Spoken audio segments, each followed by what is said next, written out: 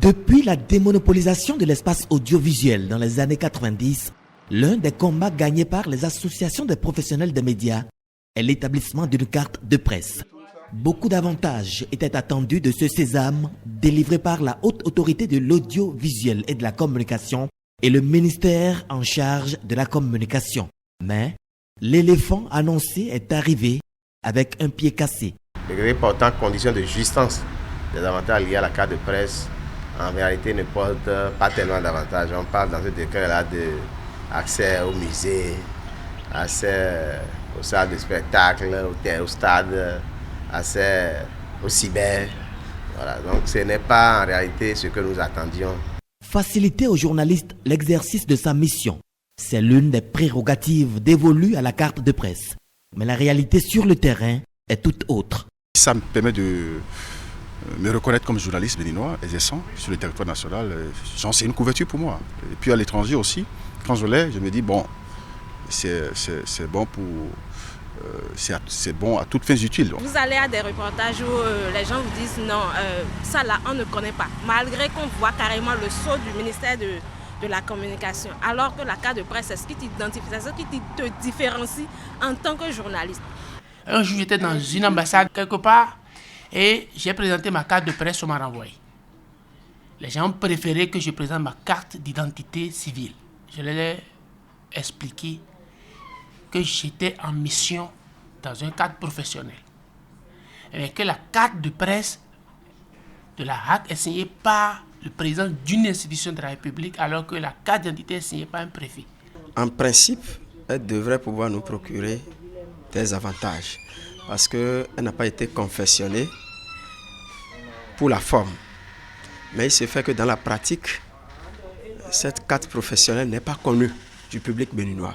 L'accès à l'information, malgré la détention de la carte de presse de la HAC, relève aujourd'hui de la chimère. Les gens nous font une montagne pour avoir accès à l'information. Je pense qu'il est urgent qu'on accorde aux journalistes son importance. Que ce soit les forces de sécurité, que ce soit l'administration, où le journaliste béninois se présente désormais avec sa carte professionnelle, qu'on sache, ah oui, c'est un journaliste. Et que s'il veut avoir accès à l'information, comme le prescrit le code de l'information, qu'on lui facilite l'accès à l'information. Pourtant, dans l'espace ouest-africain, avec la même carte de presse, le journaliste béninois est accompagné dans sa mission. En 2014-2015, je suis allé à Dakar. Arrivé à l'aéroport, il y a les services de la police qui ont vu avec moi un ordre de mission. Comme quoi je suis journaliste, je vais à une conférence à Dakar. On dit, moi je suis journaliste, quelle est la carte qui prouve que moi je suis journaliste? C'est là où j'ai sorti la carte de presse de la HAC et ils ont tout emballé pour me dire, allez, direction, on m'a mis à ma disposition un policier pour me sortir de l'aéroport. Donc, pour les policiers que j'ai vus là-bas, la carte de presse, c'est une carte très importante qu'il faut respecter.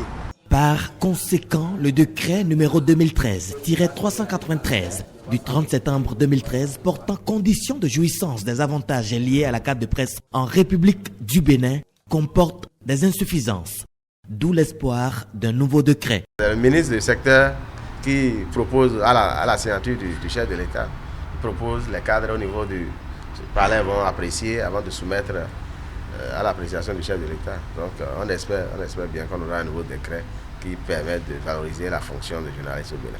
En principe, pour le 3 mai, nous devons faire une sensibilisation partout dans les ministères, dans les institutions, nous promener avec nos cartes de presse et valoriser cette carte-là.